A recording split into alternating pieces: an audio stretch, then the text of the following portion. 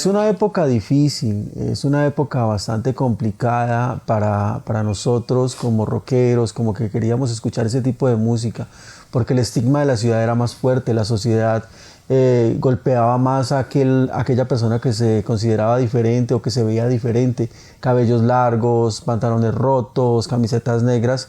Eran casi que un tabú, eran una forma diferente, perseguida por la policía, por las mismas familias. En la familia no se quería que uno de sus integrantes fuera rockero.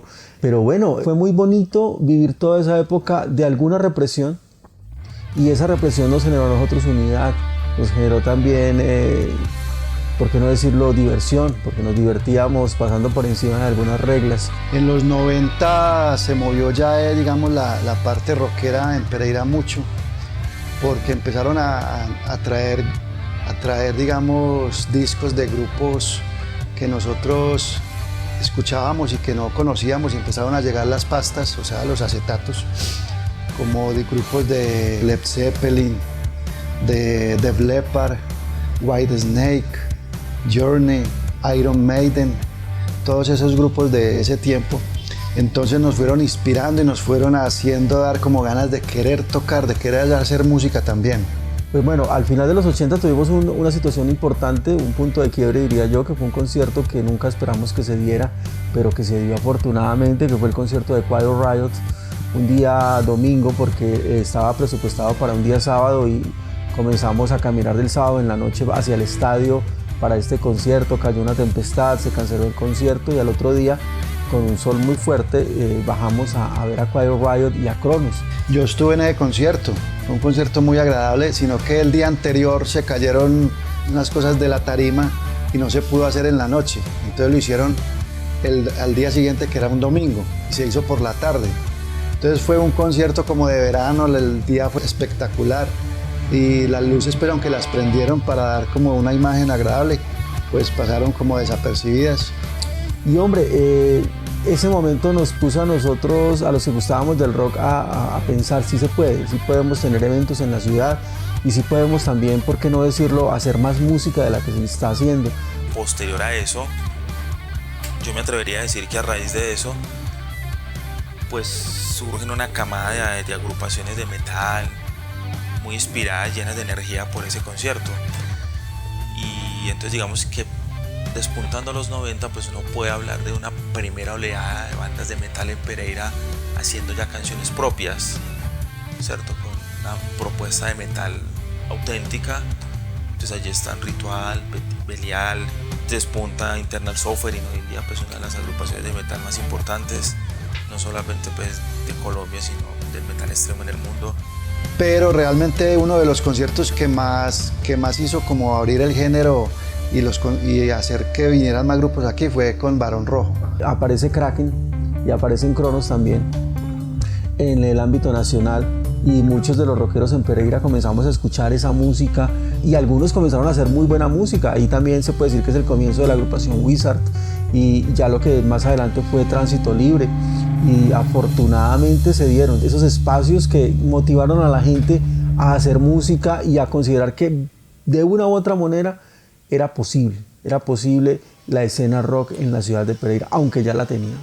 Esos principios de los 90 pues herve un poco ese metal extremo que se hace en Pereira, y empiezan a grabar, empiezan a proponer un metal, digamos, propio, auténtico.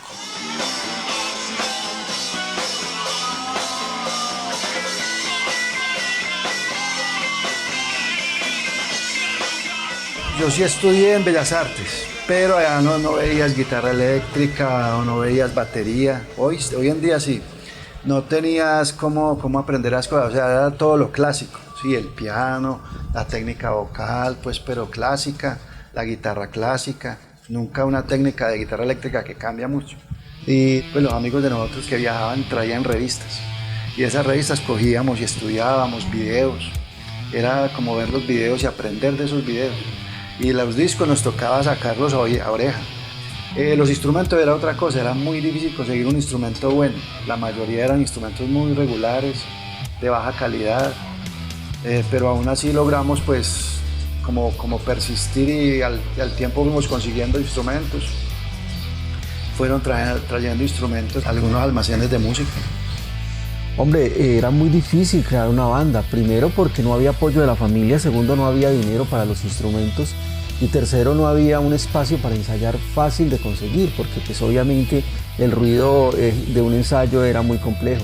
Habían estudios de grabación para otras músicas, me refiero a la música popular, a la salsa, porque en eso la ciudad había sido más fuerte, pero para el rock no había, digamos, un estudio.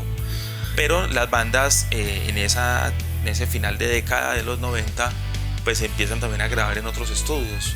Quieren grabar, no tienen el suficiente dinero para hacerlo afuera, entonces buscan estudios de grabación de otras músicas. Y viene un año 97, año 98, empiezan a aparecer otras bandas diferentes al metal o al metal extremo o al hard rock. Empiezan a aparecer otras bandas de otros géneros musicales que empiezan a instaurar otras músicas rock en Pereira. Voy a hablar de algunas como las más principales. María Juana no se ha muerto, una banda que surge por ahí 97, 98, tiene 20 años ya. Están los inicios de Sativa, por ejemplo, ya el reggae por ahí empezaba a sonar. Claxon, Cábala en el ska, La Tumbaga, que es una banda muy importante que tiene que ver con ese estilo de ellos como el rock latino fuerte. Entonces surgen otros géneros a final de los 90, también muy influenciados por el grunge, por el hardcore, por el greencore, por todos esos géneros que van surgiendo a nivel mundial. Entonces pues directamente pues ahí habían unas influencias. Entonces digamos que la ciudad pues, se aleja un poco de ser solamente una ciudad metalera y empieza a explorar otros géneros musicales. También existieron bandas de hard rock y de heavy metal como Tránsito Libre, como Wizard, como Etiopía, con la cual tuvo presentaciones aquí en el Polideportivo del Centro. Pero volviendo a la pregunta, muy complicado, y se comenzaron a generar buenas composiciones de heavy metal, de hard rock y de metal extremo, es decir, de ultra metal, de speed metal y de thrash metal.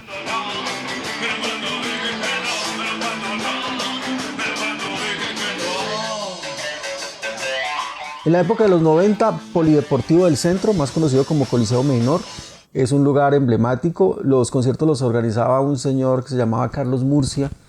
Él comenzó a organizar conciertos allí. Algunos otros conciertos se dieron también en el lugar por autogestión de las bandas. Donde más hacíamos, digamos, taquilla era en el Coliseo Menor, que era muy difícil de amplificar, un coliseo es muy difícil de amplificar.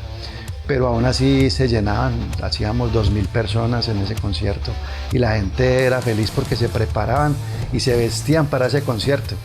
Muchos se llevaban sus pintas más estrafalarias y lo más raro que encontraran.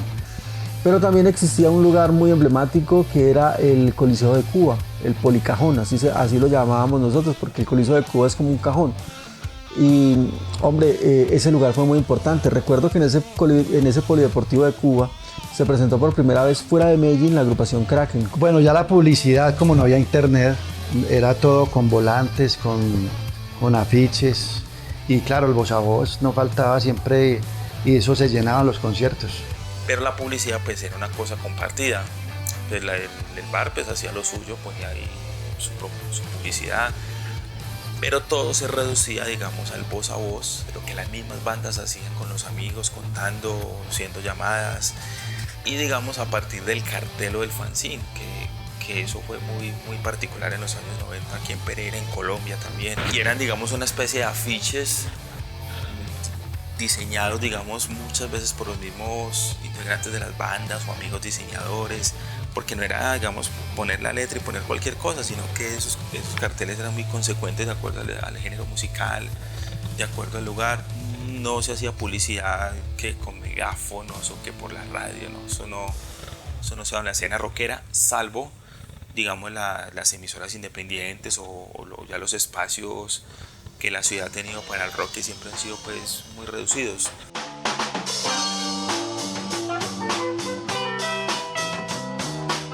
Pues bueno, hay muchas anécdotas en el Polideportivo, muchas anécdotas en cualquier parque de la ciudad, muchas anécdotas tristes también, noches en el calabozo, cosas así, pero pues hay una situación bastante interesante. Alguna vez se presentó un concierto aquí en la ciudad de Pereira donde no abrían las puertas del Coliseo y la fila llegaba desde el Coliseo, que queda en la 19, no, la queda en la 20 con cuarta, llegaba por toda la carrera cuarta casi a la 22, la fila para entrar.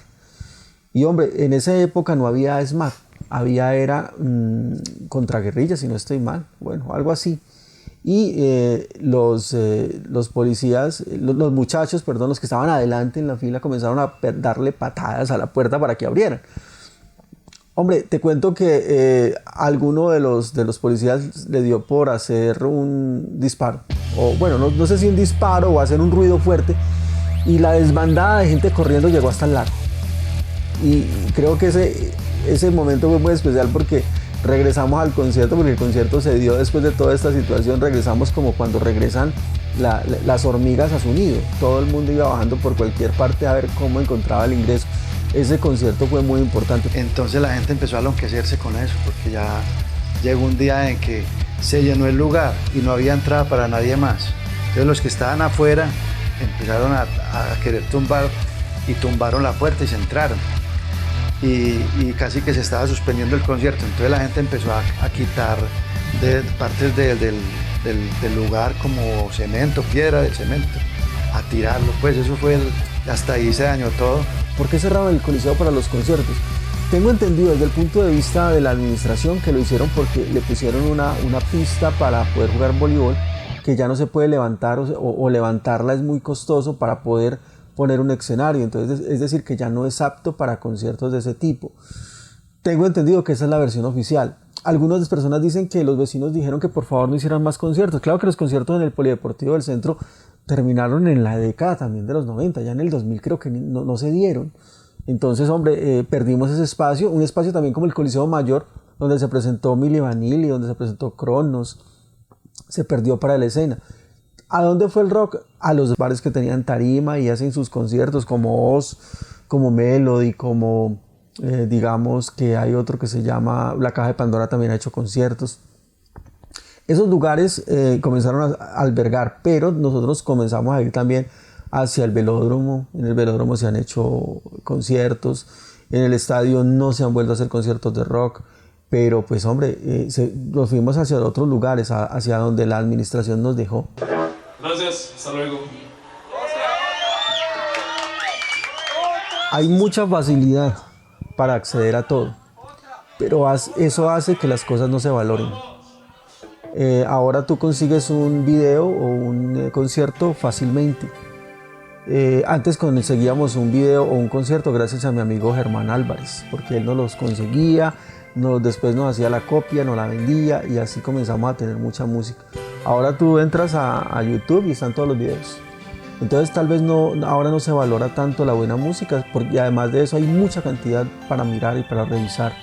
Antes había poco, pero había mucha calidad. Ahora tal vez hay mucho, pero baja calidad.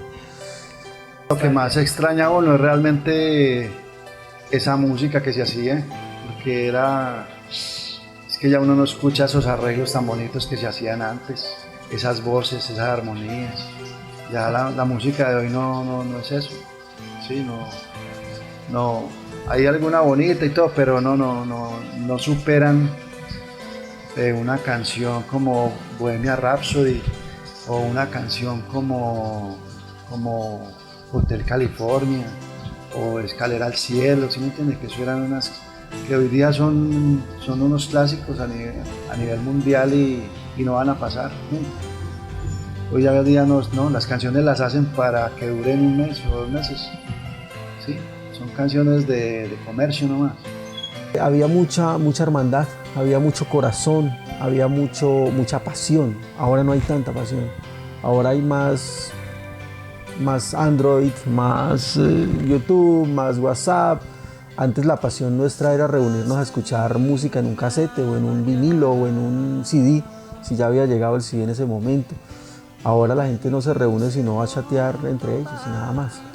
Antes teníamos conciertos muy grandes, pues digamos que medianos en el Polideportivo. Extraño esa escena y extraño lo que le decía ahora, ver la pasión dentro de la gente. Ahora se ve la gente, tengo muchos amigos que son conocedores del rock y saben mucho, pero no van a los bares porque, hombre, no les gusta dar esa papaya de la farándula, entre comillas. prefieren en su casa estar escuchando la buena música.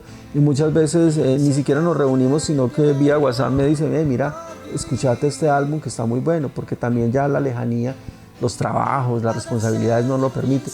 Extraño esa pasión y esa hermandad. Creo que eso sí lo extraño bastante. Siempre has sido un amigo fiel. Sé que tienes miedo y es muy triste. Piensa que ya es justo descansar.